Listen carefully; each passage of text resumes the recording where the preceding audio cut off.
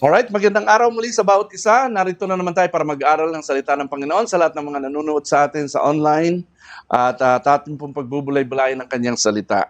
Amen. Palakpakan natin si Lord sa lahat ng mga nandito. Alright, purihin ka Panginoon dahil ngayon ay araw mo para kami ay mag-usap tungkol sa iyong mga sinabi sa iyong salita. Now, ang ating topic ngayon ay pinamagatan ko pong When God's Kingdom Comes First. Kapag ang kaharian ng Diyos ay mauuna sa lahat ng ginagawa natin, everything else will fall into place. Lahat ng bagay ay mangyayari na lang. Naintindihan natin?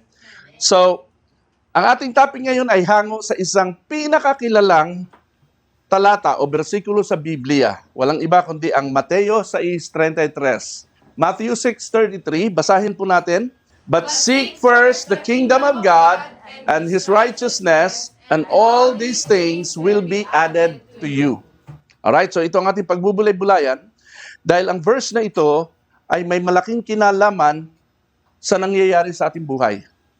Ito ang formula kung papaano ang isang Kristiyano, ang isang mananampalataya ay makikita sa kanya ang buhay Kristiyano. So ating pag-aaralan ito, life has two realities.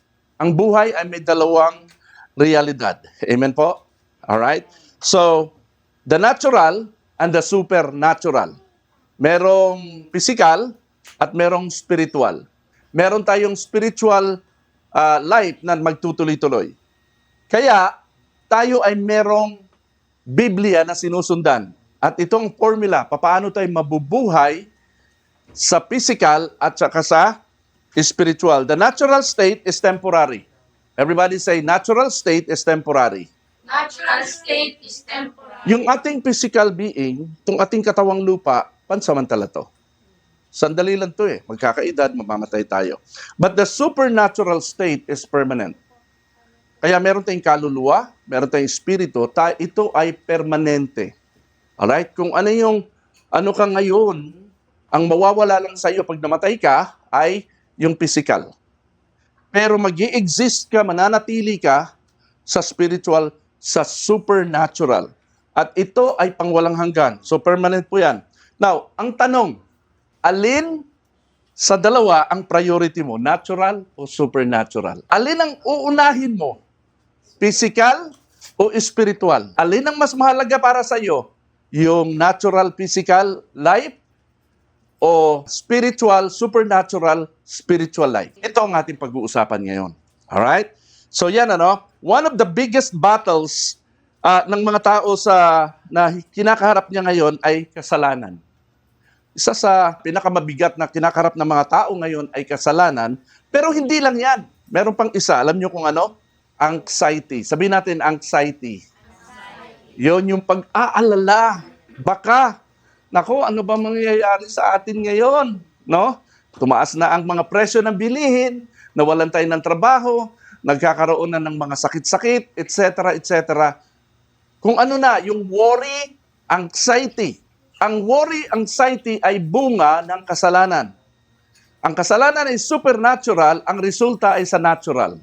Nasusundan natin.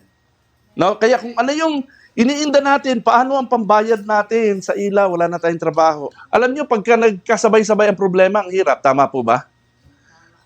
Minsan, pagka inabot ka nga naman talaga ng alat, sabi nila, nagkasabay-sabay, paano ang future ng pamilya natin? Ano kayong gagawin natin? May sapat pa ba kaming kakainin? Ano ang kakainin bukas? Mag-abroad na lang kaya ako? Bakit ngayon pa nangyari ito? Naputulan pa tayo ng kuryente, wala na tayong tubig, pinapaalis pa tayo sa tinitirhan natin. Ano gagawin natin? Doon ka na lang muna kaya anak sa tita mo. Tapos ang kapatid mo dito lang sa lola niya. Kami muna, bahala na, magpusahan kami, maghiwa-hiwalay. Nangyari na ito sa inyo? Kano nangyari ito? Nangyari na. Ang kinukwento ko sa inyo ay karanasan ko. 10 kami magkakapatid, hiwa-hiwalay kami sa mga tito-tita at sa mga lola. Si Papa nasa Maynila, si Mama nasa Cebu, kami sa kung saan-saan, napunta kami ng Maynila, ay hiwa-hiwalay pa din kami dahil sa mga sunod-sunod na anxiety sa buhay na nangyari namin. Malaking kwento yan. So, kung ikaw ay nagsisimba at naglilingkod sa Panginoon, ang tanong, paano na kaya ang ministry? Anong gagawin natin kung wala tayong pera? No? Kung walang nag-ooperate, walang kapirahan, walang resources, no? Kabi-kabila may mga worries. Ang kalaban ng tao talaga sa mundo habang siya nabubuhay, alam niyo kung ano? Worry. No? This life is not a worry-free life. This is a worry-filled life. Punong-puno ito ng worry. At ang resulta, anxiety. Nasusundan natin? Ano yan? Kahirapan ng kalooban yan. Alright? So, tatlo daw yan eh. Kapag ikaw ay masyadong nag-aalala o nababalisa, no, sa kasalukuyang sitwasyon mo, magkakaroon ka stress. Kapag ikaw ay sobrang nababalisa sa nakaraan mo, laging bumabalik-balik sa'yo, yun ay depression. Madidepress ka. Pag ikaw ay masyadong namumroblema sa bukas, past, present, and future pala to. No? Pag past, depression. Pag present, stress. Pag future, anxiety. Ano bang gagawin ko bukas? Papaano na lang ako bukas? Anxiety. Now, itong verse na ating binasa ay formula ito para maiwasan natin ang anxiety. Ito mismo ang context po ng ating passage sa paligid ng verse na ating binasa ay paulit-ulit na nagsasalita si Jesus dito. Yung pagkain daw natin, iinumin natin, susuotin nating damit, ito ay wag nating i-worry masyado, wag nating problemahin. Kasi si Lord ang bahala dito kung uunahin lang natin siya. Seek first the kingdom of God and His righteousness, and all these things will be added to you. Unahin mo lang siya. Kung pag inuna mo si Lord, He will take care of the rest. Amen po ba? Lahat ng anxiety mo, pagkabalisa, mga lalahanin mo, pangamba sa buhay, ay si Lord ang magbabahala niyan, mag-asikaso niyan. Kapag may depression ka, sakit na po yan. Mahirap yung sa sobrang anxiety mo, sobrang worry mo, naglilid ito sa depression. Kailangan, unahin natin si Lord. Yan daw ang solusyon. Okay? Tingnan natin dito. Ang una kong gustong i-share sa atin, when God's kingdom comes first, ano yung ibig sabihin ng salitang seek first? Bakit sinabing seek first? Unahin mo. No? Unahin mo. Seek first. Ano yung tinutukoy talaga diyan? Ganito ba ang seeking first? Alright? Pray first before you go. Di ba nagpipray tayo bago tayo alis? Ingatan mo kami, Panginoon. Gabayan mo kami, Panginoon. Pray first. Ganito ba ang seek first na tinutukoy dito? Read the Bible first when you wake up. Basa ka muna ng Bible bago tumuloy sa trabaho mo, sa gagawin mo para gabayan ka ng Diyos. Yung gano'n, ano? Pray first before meals. Bago ka kumain, dasal ka muna. No? Say grace. Yan ba ang tinutukoy na seek first dito? Pray first before making decision. Bago ka magdesisyon, pray ka muna. Alright? Now, gusto kong himay-himayin ito. Yung salitang seek, ang ibig sabihin nito looking for, ito ay pursuit. Pag sinabing pursuit, striving to achieve something. Desire, intentional focus. Talagang ka-focus ka dito. Pagka nagsisik ka, nagre-research ka. Tinatrabaho mo, may hinahanap kang isang bagay, nag-iimbestiga ka, yan ang seeking. Are we seeking first? Yung first naman ay God's kingdom becomes your top priority, becomes your highest priority. Yan naman yung first. God's kingdom. Everybody say God's kingdom. God's kingdom. Ano namang meron sa God's kingdom? Ito yung, ibig sabihin, God's kingdom is above wealth, above comfort, above reputation, above security sa buhay, above worldly success. Mas mahalaga sa'yo, inuuna mo ang kaharian ng Panginoon kaysa sa kaperahan mo, kaysa sa kayamanan mo, kaysa mga negosyo mo, no?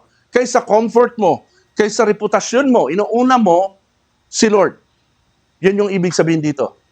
Ang seeking first ay hindi nangangahulugan na mag-pray ka muna, no? Hindi nangangahulugan na magbasa ka muna ng Bible, na uunahin mo yon. Magsimba ka muna, no? Bago ka manood ng sine. Mayroon ganun eh. Seek first the kingdom of God. Magsimba ka muna bago ka pumunta ng mall. Alright? So, seeking first, hindi yan ang sinasabi ni Lord. Ang seeking first dito, unahin mo ang kanyang kaharian. ang kaharian niya ay dapat nasa tuktok ng iyong prioridad kaysa sa mga bagay na natural. Kasi the kingdom of God is a supernatural kingdom. Tapos ang ating kingdom, ang ating mundo, physical, ay natural. Dapat mauuna siya. Ito ang sa preaching ni Jesus Christ. Unahin mo siya. Amen po? So, at ito ay hindi suggestion. Ito ay instruction. Utos ito. Iniutos ito hindi sa mga ayaw sumampalataya kay Jesus nung unang araw. Ang kausap niya dito sino? Mga disipulo niya, mga alagad niya, mga tinawag niya, mga sumasampalataya sa kanya. Taas ang mga kamay dito ng mga sumasampalataya kay Jesus. Oh, ikaw ang kausap ni Jesus dito sa mensaheng ito ngayon. Naintindihan natin? Alright? Hindi naman ibig sabihin na inuuna mo ang kingdom of God, hindi ibig sabihin na hindi ka na magtatrabaho. No? Wala nang negosyong atupagin, wala nang magpaplano, basta't si Lord na lang. Hindi ganon. No? Pag sinabing inuuna mo siya, merong pumapangalawa. Naintindihan natin? So kung merong first, merong second. Naintindihan natin? So lalagay mo lang sa top priority mo, binibigyan mo ng mas halaga ang gawain ng Panginoon, ang kingdom of God, kaysa sa gawain mo. Ang kingdom mo. Ang natural world. Naintindihan natin? Kabilang sa natural world, ang pamilya natin. Kabilang sa natural world, ang trabaho natin. Kabilang sa natural world, ang mga gagawin natin, ang mga schedule natin. So kung merong schedule si Lord para sa iyo, unahin mo yon. Sabihin mo sa iyong katabi, unahin mo. Okay? Ang iyong mga prioridad sa buhay ay sasantabi mo, gagawin mong second state lang. Ang first state ay kingdom of God. Ang ibig lang sabihin nito, my God's agenda comes before my personal agenda. Lahat tayo may personal agenda tayo eh. Meron tayong mga schedule, meron tayong mga gustong gawin, may mga plano tayo, pero si Lord meron din plano. Ano ba Lord ang agenda mo para sa akin? Yan ang gusto kong unahin, Lord. Saka na tong sa akin. Amen? Naintindihan natin. Yan ang ibig sabihin ng seeking first the kingdom of God. God's work is top priority over my work. When my ministry and my work collides, pag sinabing collides, nagsasalubong, naglalaban, nagkakatalo, no? When my ministry and my own personal work collides, I will choose my ministry over my work. Yan ang ibig sabihin ng seeking first the kingdom of God. Kasi ministry is part of the kingdom of God. Amen po? My work is part of my natural kingdom. Yan.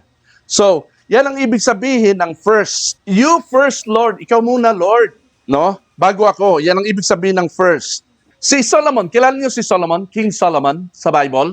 Ang pinakamayamang naging hari ng Israel nung araw. At pinaka-blessed na hari, pinakakilala sa buong mundo. Sinabi ng Bible na sa panahon ng paghahari ni King Solomon, yun lang ang time na tahimik ang Israel, walang gyera. Yun lang yung time na pinakamayamang bansa ang Israel. Lahat ng bansa, mahal ang Israel. Ganun yun. Kasi blessed ng Lord si King Solomon. Alam niyo kung bakit? Hindi siya nanghingi kay Lord ng kayamanan, hindi siya nanghingi kay Lord ng kapangyarihan, ang hiningi niya wisdom. Nagpakita si God sa kanya, sabi niya, Solomon, sige, magsabi ka kung anong gusto mong hingin sa akin, ibibigay ko sa iyo. Parang genie. Meron kang 3 wishes, bibigay ko sa iyo. Alright? Alam mo, sabi ni Solomon, batang kihari yun si Solomon, sabi niya, bata ako eh. Wala akong alam sa paghahari. Pangunahan tong bansa na ako ginawa mong hari. Bigyan mo na lang ako ng wisdom kung paano ko pangunahan ng bansa. Hindi siya nanghingi ng kung ano. Eh, ang Israel during that time ay laging ginigera. Hindi siya nanghingi ng kapangyarihan para manalo sa mga gera. Ang hiningi niya, wisdom, karunungan. Alam niyo, sabi ng Lord, sige, bibigyan kita ng wisdom. Siya naging pinakamatalinong tao sa buong mundo at ibibigay ko pa sa iyo ang kayamanan. Bibigay ko pa sa iyo ang impluensya. Bibigay ko sa iyo ang kapangyarihan at pahahabain ko pa ang buhay mo. Lahat ng hindi mo hiningi ay ibibigay ko sa iyo bilang dagdag. Dahil hindi mo siya hiningi, ang hiningi mo ay ang aking kalooban. Ang kalooban ng Panginoon ay wisdom. Amen? Naintindihan natin? Alright. So, When God's purpose becomes first, God often adds extras to what is needed for the assignment. So, si Solomon ay binigyan ng assignment. Ikaw magiging hari ngayon sa Israel. Yan ang assignment mo. Sige, hingin mo sa akin kung anong kailangan mo, ibibigay ko sa iyo. Hingin niya wisdom. Lahat ngayon ng kayamanan, extra na lang. Kaya ang sabi sa verse na binasa natin, all these things will be added. Dagdag na lang yon. Now, para mas maintindihan natin ang sinasabi dito ni Lord, lilinawin natin kung ano naman ang kingdom of God. Ano ba ang kingdom of God? Pangalawa yan. What is the kingdom of God na dapat daw nating unahin? The kingdom of God is not a place in heaven where God dwells. Hindi ito ang place of abode ni Lord. Okay? So, ang kingdom of God, sa Bible, ang kingdom of God ay rule, reign, authority, and agenda of God. Rule, reign, authority, at saka yung business ni God, yung kanyang agenda, yung kanyang work. In short, the kingdom of God is the business work of God in our life. Tanong, as a Christian, ano ba yung kaisa-isang bagay na ginagawa ng Diyos sa buhay mo? Ano yung kaisa-isang bagay? Ano yung business ni Lord sa buhay mo? Anong ginagawa niya sa'yo? Yung kaisa-isang bagay, ano sa palagay niyo? Ang sagot doon ay molding you to become like His Son. Minumold ka niya para maging katulad ni Jesus Christ. No? Bakit ka nagsisimba? Bakit ka nakikinig sa preaching na katulad nito?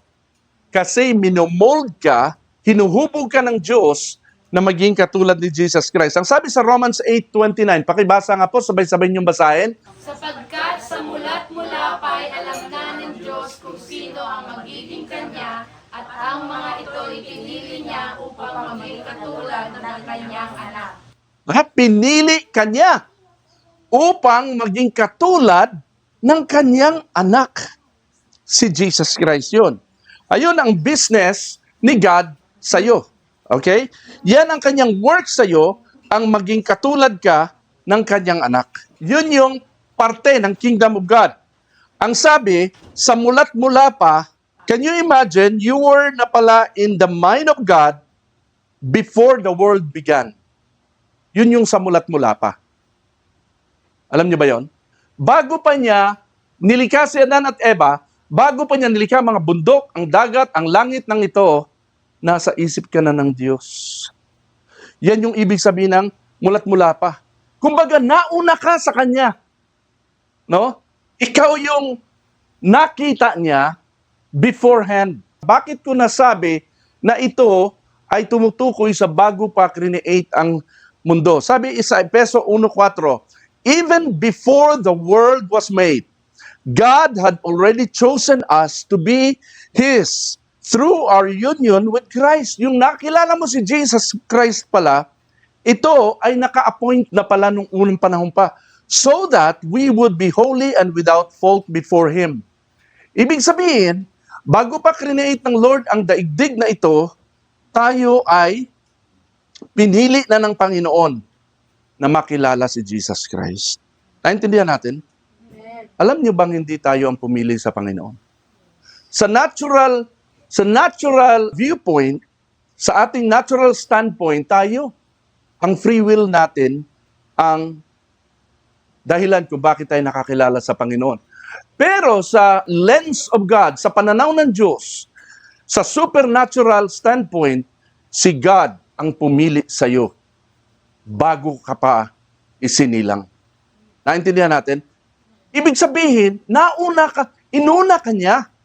Ngayon, kaya sinasabi niya rito, unahin mo naman siya. Naintindihan natin? Ganon yon. So, ganon kanya ka prioritize.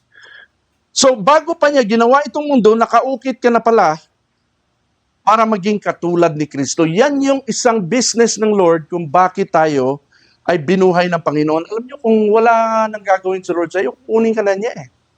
Kung tapos na siya sa'yo, wala na, kukunin ka na niya. Kahit anong pray mo pa na, Lord, pahabain mo pa ang buhay. No? Hindi. Tapos na ako sa kanya eh. No? Wala na akong kailangang gawin dyan.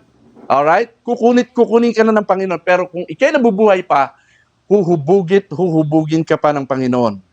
Ngayon, kayo ang magsasabi, kung noon inunat ni Lord tayo, kayo ngayon ang magsabi, meron pa bang bagay sa buhay mo na nais na mas magiging prioridad pa dyan kaysa gawain ng Diyos? Kung sa'yo naman, ikaw naman ang tatanungin, may mas priority pa ba kay Lord para sa'yo? Wala na. Amen? Kaya as a believer, ginugroom ka niya, tinuturuan para lumago, tumatag sa kanya, hinuhubog ka niya na maging katulad ng kanyang anak. Yan ang ultimate goal, yan ang business ng Diyos sa'yo. At parte dyan, sa gawain ng Diyos na yan, ang church. Parte dyan ang ministry, kabilang dyan ang mission works. Kaya tayo nag-church. This is all God's work. Alright? Kaya, dahil dyan, sabi sa Hebrews 10:25, huwag nating kaliligtaan ang pagdalo sa ating mga pagtitipon gaya ng ginagawa ng ilan. Sa halip, palakasin natin ang loob ng isa't isa, lalo na ngayon nakikita nating malapit na ang araw ng Panginoon. Huwag daw nating kaligtaan. Ibig sabihin, mahalaga ito, ang pagdalo sa ating mga pagtitipon. Ito ay utos noon sa mga believers. Nung unang panahon, first century believers. Ito ang isang bagay na bumubuo sa kanila as a body. No, na hanggang ngayon, kinokopya natin kung bakit tayo nagtitipon ngayon. Ang utos sa atin, huwag daw nating kaliligtaan. Ito ay parte ng gawain ng Panginoon ng paghubog sa atin bilang mga anak ng Diyos na maging katulad tayo ng kanyang anak na si Jesus Christ. Amen? Meron kasing purpose si Lord kung bakit niya tayo hinuhubog na maging katulad ni Jesus Christ. No? Darating kasi ang panahon na susuotan tayo ng damit para harapin si Jesus Christ. Amen? Kinakailangan tayo ay maging ready. Alright? Ang kingdom of God ay paghahari ng Diyos sa buhay ng taong tumanggap sa Kanya. No? Hindi ito yung kingdom na tirahan ng Diyos sa langit. Ang kingdom of God ay nandito sa lupa. Wala sa langit po ang kingdom of God, nandito na po sa lupa nung si Jesus Christ ay pumunta rito. Kaya ang sabi, the kingdom of God is at hand. Narito na ang kaharian ng Diyos. Narito. Dinala niya rito. Alright? So, kung narito ang kingdom of God at ang gawain ganito ay parte ng kingdom of God, meron pa bang mas priority dito para sa iyo? Dapat ito ang priority. Amen? Kaya nga, seek first the kingdom of God. God's kingdom includes submission to God. It includes obedience to Christ, advancing His will, living under His rule. At marami pang iba. The kingdom of God is the church, evangelism, missions, discipleship, righteous living, justice and mercy, holiness, surrender to Christ, pursuing God's will in every area of our life. Lahat ng ito ay parte ng kingdom of God.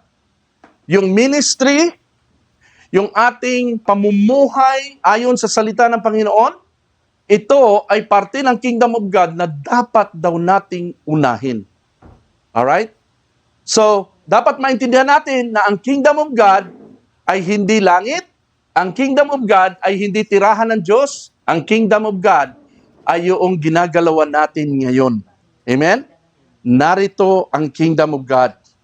Pag sinabing kingdom of God, ang nagahari na king, si God. Naintindihan natin? Okay, ang tanong, masasabi mo ba sa personal na buhay mo na ang nagahari sa personal na buhay ko, sa pamumuhay ko, ay ang Diyos? Paano mo masasabi na nagahari ang Diyos sa iyo kung hindi siya ang nauuna sa lahat ng agenda mo? Naintindihan natin? To prove and show na talagang hari para sa iyo si God, siya ang inuuna mo. Siya ang hari. Ha? Sino bang uunahin mo pagdating sa mga gagawin mo? Siya yung king eh. Siya yung susundin mo. Siya ang ruler mo. Siya ang nagmamando sa iyo. Utos niya, susundin mo. Kung ano yung nais niyang gawin, aalamin mo. Naintindihan natin? Siya yung uunahin mo. Kaya, the kingdom of God ay lahat ng nasusulat dyan. Alright? So, kung ang church, parte ng kingdom of God, unahin mo yan. Unahin mo ang evangelism, unahin mo ang missions, discipleship, ang mamuhay ng righteous, malinis, no? Ang justice and mercy, no? Ang holiness, surrender ka kay Jesus Christ. Lahat ng gagawin mo sa buhay mo, God's will ang susundin mo, hindi yung personal will mo. Naintindihan natin? Personal will natin, secondary na lang. Now, ang ibig sabihin ng John 3:3, anong nakasulat sa John 3:3 at saka verse 5? Oh, sino naka-memorize? Ha? If anyone, or unless a man, be born again, he cannot see. Hindi niya makikita. Verse 3, he cannot see the kingdom of God. He cannot enter the kingdom of God. Ang nasa isip kagad ng regular na tao, ang seeing and entering the kingdom of God ay ang makita ang langit at makapasok sa langit. Hindi yun. Pag sinabing he cannot see the kingdom of God, he cannot enter the kingdom of God, hindi ka makakapasok sa ganitong supernatural na gawain ng Panginoon sa kingdom of God na nandito sa earth. Hindi mo kayang mag-evangelism, hindi mo kayang mag-mission, hindi mo kayang magpa-disciple, hindi mo kayang mamuhay ng righteous living, hindi mo kaya lahat ng ito, you cannot submit to God, you cannot obey Christ, you cannot advance His will, you cannot live under His rule, you cannot even see how to do it. You cannot enter this kind of kingdom kasi hindi si God ang naghahari sa'yo. So being born again ay hindi pagsisimba sa born again church. Being born again is a change of life na si Kristo'y pumasok sa buhay mo upang sa ganon makapasok ka sa ganitong level ng buhay. Ito ang mas malalim na paliwanag ng being born again. Hindi ito masyadong naririnig sa pulpito. Alright? Meaning, you cannot enter the kingdom of God, hindi mo kayang gawin ito. Kaya ang mga tao, nagsisimba, hindi nababago buhay. Pansinin yun, may mga nagsisimba, pero pag sa bahay, nagmumura na. Nagpupuri dito sa simbahan, kumakanta ng mga papuri, sa labas ng simbahan, puro galit, puro away, no? Walang righteousness, walang justice, walang holiness. So ito yung kingdom of God in the overall sense. The church is the community of the kingdom of God. The ministry is the work of the kingdom of God. Missions is the expansion of the kingdom of God. Lahat ng ito ay parte ng kingdom of God. Sabi ni Lord, unahin mo daw to. Now, a person can be active in church programs, yet not truly seeking first God's kingdom if money still rules in his heart. Self-interest dominates his decisions. Worldly ambition is the real pursuit. Ang hinahanap mo talaga sa buhay ay worldly ambition. May mga tao na mataas ang worldly ambition eh. Amen? Pagka ganito ang damdamin mo, hindi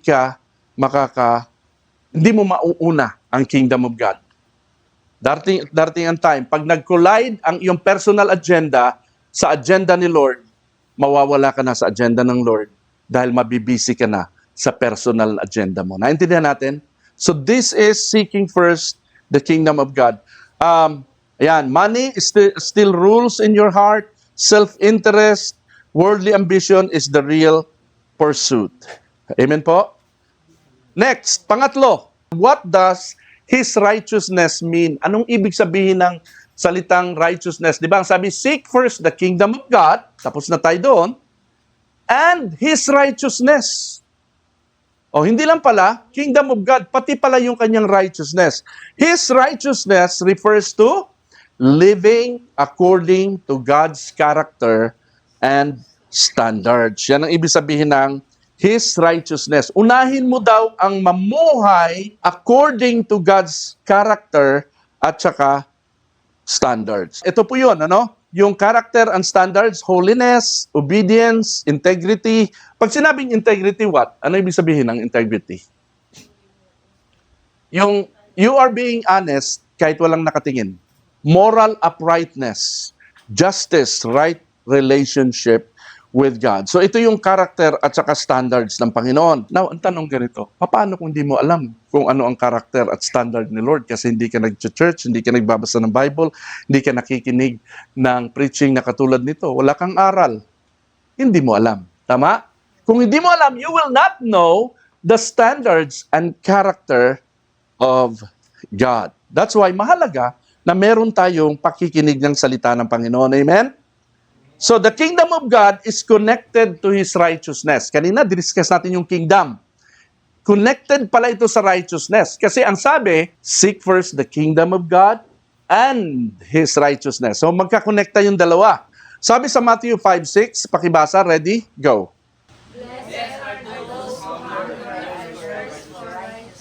Blessed are those who hunger and thirst for righteousness. Yung nagugutom at uhaw na uhaw sa righteousness of God.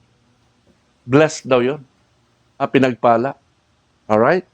Sabi pa sa Romans 14:17, for the kingdom of God is not a matter of eating and drinking, but of righteousness and peace and joy in the Holy Spirit. Believers are to pursue righteousness. 1 Timothy 6:11, pursue righteousness, godliness, faith, love, steadfastness, gentleness. Amen? Yan po yung righteousness. Unahin daw natin to. Kailan natin ito mapapakitang na inuuna natin? Kapag nagko-collide, nagbabanggaan, yung temptation sa righteousness of God. Merong tukso na ikaw ay magko-compromise ka na, makukompromiso ka, papasok ka sa kasalanan, sa tukso, magko-collide na yan siya sa righteousness of God. Pipiliin mo ang righteousness of God at i-deny mo ang sarili. Yan ang tinatawag na self-denial. No? Ganun yun. Isa-self-deny mo ang gusto ng laman. Hindi mo siya susundin. Ang susundin mo yung righteousness of God. Hindi, bawal to. Ayaw to ni Lord eh. Kasi si Lord ay ganito. Alam ko, kilala ko ang Panginoon. Sabi niya sa verse na ganito. Sabi niya, pursue righteousness, godliness, faith, love. Sige, maski gusto ng laman ko kasi masarap sanang gawin ito, i-deny ko siya. Doon mo mapapakita na inuuna mo, you're seeking first His righteousness. Naintindihan natin? Alright. Maraming mga tao na magaling pagdating sa church, paglinggo, pagdating sa bahay. Ilang beses ba tayo nag-church? Tayo, isang beses lang. Every Sunday lang, ganitong oras lang. Pero yung iba, may Miyerkules pa. Yung iba, may Huwebes pa. No, may Sabado. Pero yung iba, kaya dinadalasan nila ang pagsisimba nila kasi para magbawas ng kasalanan. No? Gaano ka kadalas sa banyo? Sa CR? Para magbawas? Madalas, di ba? Kasi, ginagawa ng ibang taong CR ang simbahan. Pupunta para magbawas ng kasalanan, para may room na naman uli magdagdag ng kasalanan. Alright? Ganun ang mentalidad ng iba, hindi ganun ang righteousness of God. Amen? Pang-apat, what does will be added to you mean? Ang sabi diyan, no? Ang sabi sa verse na binasa natin kanina, seek first the kingdom of God and His righteousness, and all these things. Lahat ng bagay na ito. Ano yung lahat ng bagay na ito? Ito yung mga kailangan nyo. Ito yung mga pangangailangan nyo. Mga daily needs nyo. No? All these things can also be the wants. Not only your needs, pati yung wants. Halimbawa, ang need mo naman, may ulam ka lang, busog ka na. Naintindihan natin? Okay ka na doon. May ulam lang ako, Lord. Araw-araw, kada kain ko, may ulam lang ako, okay na. Pero may want ka rin. Gusto ko naman baboy. Gusto ko naman adobo. Gusto ko naman kaldereta. Gusto ko naman masarap na pagkain. Wants na yon. Naintindihan natin? All these things includes needs and wants. All these things will be added. Bakit added ang ginamit na salita? Bakit sa NIV Bible will be given to you as well? Gumamit siya ng isang special word na may meaning, na mas malalim, kaysa basta bibigay lang. Ang salitang ginamit niya ay ano? Added. Idadagdag sa Tagalog. Ang sabi sa NIV, as well. Kumbaga, meron ka na, ito dagdag to. Ito meron pa. as well. Bakit ganun ang sinabi dito? Expound natin to. Itong ating preaching lagi dito ay expository, no? Hinihimay-himay natin ang bersikulo para maintindihan nyo ng gusto. According to context. Alright? Pakibasa. Sa kaharian ng Diyos, kumpleto ka na. Bonus na lang ang mga pagpapalang material. Kaya dagdag, kaya added, pag ikaw ay nasa kaharian na ng Diyos, anak ka na ng Diyos, ano pang hanapin mo? Anak ka na ng Diyos eh. Ibig sabihin, mayaman ka na. Ang Diyos ay mayaman. Wala nang mas mayaman pa sa Diyos. Kompleto ka na. Meron ka na lahat ng kailangan mo. There's nothing that you need more. Pag nasa kaharian ka na, when you enter the kingdom of God, everything is there. Kompleto ka na. There's no need for anything else. Kaya maski, hindi mo kailangan ng pera. Hindi ko kailangan ng pera. Maski kailangan ko, hindi ka maghahanap ng pera. Kasi you feel content already. Why? Kontento ka na. Kasi si Lord ang nasa iyo. Amen po? Yun ang pinakamahalaga. Ito ang hindi kayang bayaran ng pera, ang presence ni God. Ang ikaw ay makapasok sa kaharian ng Diyos. Kompleto ka na. Kaya, ang mga needs mo sa natural state, sa natural, physical, daily needs mo ay idadagdag na lang yon. Kahit hindi mo hingin. Amen. Kahit hindi mo sabihin, Lord, bukas magtutuition na yung anak ko. Wala pa na. Kahit hindi mo hingin, basta't ikaw, alam ni Lord na inuuna mo siya. Ang pangako niya, idadagdag niya ang mga needs mo. Amen? Isusupply niya. It implies na sa kaharian ng Diyos, kumpleto ka na, you have everything. God provides what is necessary. God provides what sustains you, what fulfills His purpose. Anong sabi sa Philippians 4:19? Pakibasa. And my God will supply all your needs according to His riches and glory in Christ Jesus. Kita mo? Sabi doon sa pangatlo na may check, what fulfills His purpose for you. Kung ano ang isusupply ni Lord sa iyo, nakadepende sa kung ano yung assignment mo. Kung ang assignment mo ay pastor, preacher ka, o missionary worker ka, evangelist ka, o ikaw ay song leader, o ikaw ay itong ministry mo, at may pangangailangan ka, isusupply ng Lord ang needs mo according to His riches. According to His riches, not according to your capacity. Hindi nakasalalay sa iyong kakayahan, kundi nakasalalay sa kanyang kayamanan. So, sobra-sobra yon. Naintindihan natin? Ang provision ng Lord ay buhos. Sabihin natin buhos. According to His riches, not according to your capacity. Ito ang dahilan kung bakit nasabi ni David. Kailangan si King David, di ba? Sabi ni David, the Lord is my shepherd. I shall not want. O, hindi ako mangangailangan. Hindi na ako maghanap ng iba pa. I shall not want. He makes me to lie down in green pastures. Marami akong pagkain dyan. No? He leads me beside still waters. Malinis na tubig. He restores my soul. He leads me in the path of righteousness for His name's sake. Para kaninong sake? Para din sa Kanya. No? Kaya mamumuhay ako in righteousness. And then sabi pa doon, dadaan ka sa valley of shadow of death. Then, though I walk through the valley of the shadow of death, I will fear no evil. For you are with me. Your rod, your staff, they comfort me. You prepare a table before me. Handaan yun. Kumbaga, isusupply niya. Ibibigay niya sa iyo lahat. You prepare a table before me in the presence of my enemies. Sa lahat ng mga nagpipersecute sa akin. You anoint my head with oil. No? Pupuspusin ka niya ng banal na spirito. Kumbaga, no? My cup runs over. Pag sinabing my cup runs over, alam mo yung baso na umaapaw-apaw. Oh, sa sobrang dami. Hindi mo na kayang i-contain. My cup runs over.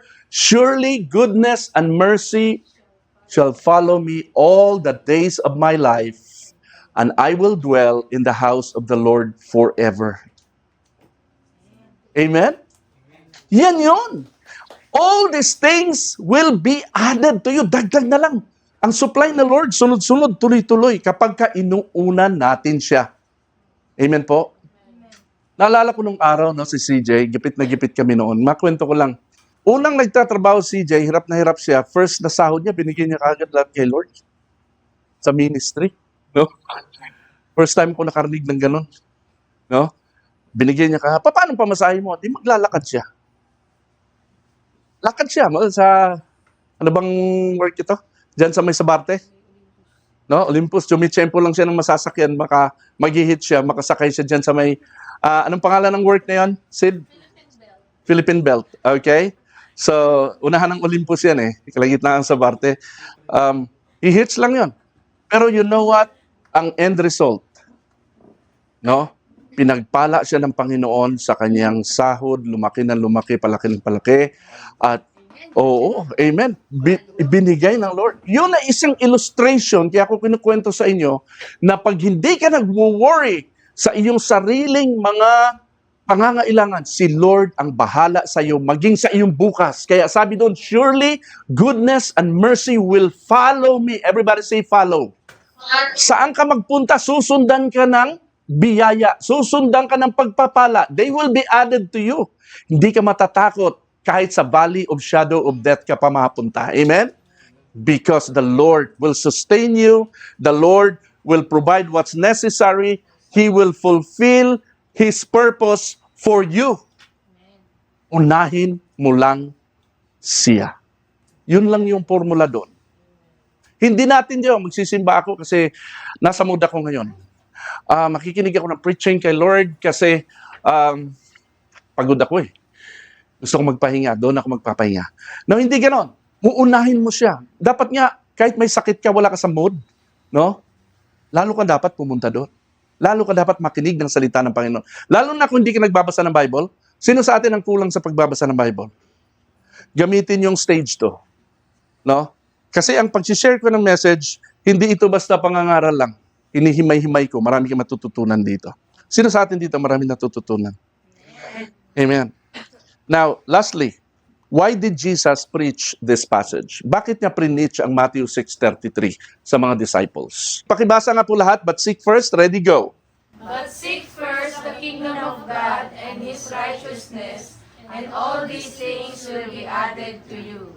Bakit preach ito ni Jesus sa mga disipulo? Number 1, dahil ang tao ay madaling nababalisa at nawiwindang sa kanyang daily needs pag nagkakaproblema sa pera.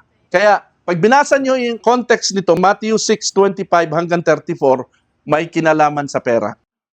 Pag wala ng pera, anong kakainin ko bukas? Anong susuotin natin? Anong iinumin namin? Nag-worry na, nagkakaroon na ng anxiety. No, nawalan pa ako ng trabaho, etc. Nagkasakit pang misis ko, no, etc., etc. Worry na kagad.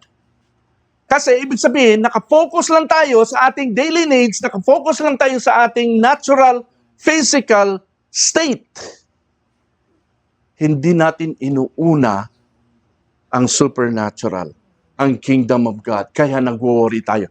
Pag inuna mo daw yun, si Lord bahala sa iyong natural state. Amen? Amen. Alright? Pangalawa, pakibasa. Ready? Go. Upang Sanayin tayong magtiwala sa Diyos sa mga panahon ng kagipitan para maranasan ang kamay ng Diyos. Amen. Kailan mo mararanasan ang kamay ng Diyos? Kapag ikay maluwag? Kapag ang dami mong pera? Hindi. Pag marami kang pera, anong mangyayari? Alam niyo po ba, this is a truth na medyo hindi pinapansin ng maraming mga tao. Pag marami kang pera, alam niyo ba na nababawasan ang tiwala mo sa Diyos? Bakit? Napupunta ang tiwala mo sa pera. Malaki ang impluwensya ng pera sa tao. Pag ang pera ay nababawasan, nawiwindang ka na, doon mo malalaman na wala ka na palang tiwala sa Diyos. Kasi ang tiwala mo, puro pera. Pera, pera, pera. Na oras ng kagipitan, kaya dumarting yung mga kagipitan, mga panahon na nagigipit ka, kasi gusto ka lang gisingin ng Lord para ibalik ang iyong tiwala sa Kanya. Amen? Pag nagigipit ka, nawawalan ka ng pera, nagkakasakit ka, wala kang makain, isa lang mensahe ng Lord sa'yo doon. Dinidil ka ni Lord na ibalik mo sa Kanya ang tiwala. Unahin mo siya para isupply niya sa iyo ang lahat ng iyong needs. Amen? Upang sanayin tayo magtiwala sa Diyos sa mga panahon ng kagipitan. Huwag tayong basta mawiwindang. Amen po ba? Ang Pangatlo, upang ipakita sa atin na kung uunahin talaga natin siya sa lahat ng bagay, makikita natin ang probisyon ng Panginoon. Alam niyo, minsan dadalhin ka ng Lord sa isang sitwasyon na wala ka ng ibang magawa. No? Kundi magpatihulog na lang. Bahala na si Lord. Magtiwala na lang. Wala kang ibang choice. Halimbawa, nawalan ka ng pera, walang makain, may sakit, kailangan ng pambili ng gamot. Walang magpapautang sa'yo. No? Kasi dami mo ng utang, hindi ka nagbabayad. Ha? Wala nang may gusto magpautang sa'yo kahit ka mag-anak, ayaw na rin. Dinala ka ng Lord sa sitwasyon yon. Isa ang mensahe niya sa'yo, ginigising ka niya para tumingala ka sa Kanya. Dami mo kasing tinitignan kung saan ka bumabaling, hindi ka tumitingala sa Panginoon. Yung wala ka nang magawa, tingala ka na lang, Lord, hopeless na to, wala ka na. Nalala niyo yung isang kwento? Nahulog siya sa bangin. Pagtingin niya, napakalalim, nakakapit siya sa ugat ng puno. No? At yung punong yon, yung ugat na yun, maliit lang, kita niya mukhang mapapatid na. Ang sabi niya, Lord, tulungan niyo ako! Mahuhulog na ako! Abay, may sumagot sa taas. May sumagot na boses. Hindi niya nakikita, pero may sumagot na boses. O sige, akong bahala sa iyo. Bitiw ka na. Kung gano'n ang sasabihin ng tinig, bibitiw ka. Ha? Ang sabi niya, Lord, ikaw ba yan? May iba pa ba dyan? Naghanap ng ibang kausap. Ha? Anong ibig sabihin? Wala siyang tiwala sa boses na yon. Hindi niya kilala ang boses na yon. Amen? Pag kilala mo ang tinig ng Panginoon, alam mo na kagad, susunod ka. Amen? My sheep hear my voice and they follow me, sabi ni Jesus. No? So, amen po, upang ipakita sa atin na kung uunahin natin siya. Alam nyo, the hardest point, the darkest part of our life, yung pinakamadilim na bahagi ng buhay natin, pag wala ka na talagang magawa, doon mangyari ang milagro. Alam niyo po ba yon? Hindi kailangan ang miracle kung posible pang masolusyonan ang isang bagay. Pag wala ng solusyon, doon lalabas ang milagro. At kadalasan nangyayari lang ito kapag ikaw yung tao na inuuna mo si Lord.